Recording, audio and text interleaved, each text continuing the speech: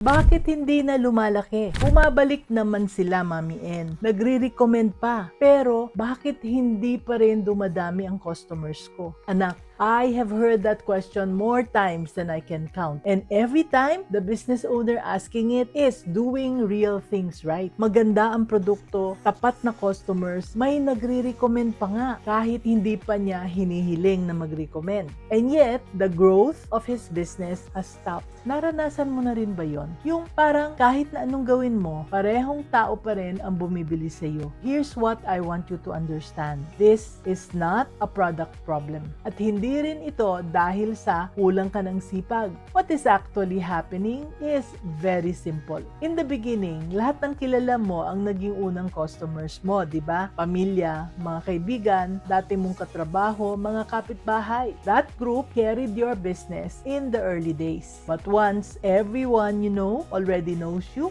and no new people are finding you, nako, growth stops. Not because the business is bad, but because there's no way yet to reach people outside that familiar group. Gaya nitong business owner na nag-message sa akin, Mami N, hindi naman ako zero. May customers na ako. Bumabalik pa nga sila pero wala pa ring bago. Paano ko palalakisin ang marketing ko? Hindi ko talaga alam kung saan ko sisimulan. Anak, growth can still slow down even if your product is already good. And most of the time, hindi mo agad ito napapansin. Kaya, here are 5 signs to watch out for. Number 1, naghihintay ka na, sila ang darating sa iyo. Word of mouth and loyal buyers are valuable. But once your personal network runs out, that waiting becomes the ceiling itself. Number 2, ang takot ay nagtatago sa likod ng salitang preparation. It's not a lack of product. It's not a lack of money. It's invisible hesitation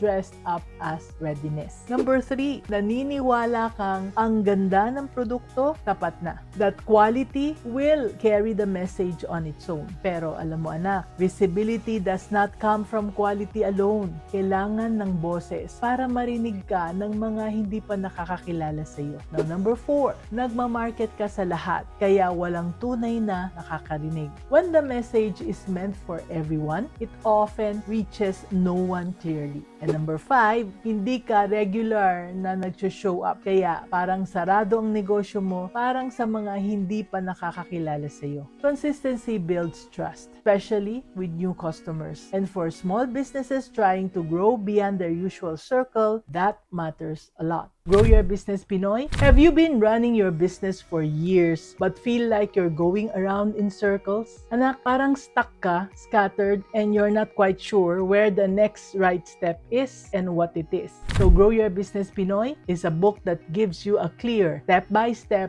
growth roadmap. It's practical, proven, and built for the realities of running a business in the Philippines. Wala nang guessing, wala nang doing everything and going nowhere. Just a clear path forward. Finally, get your copy now, anak. The link is in the comment section.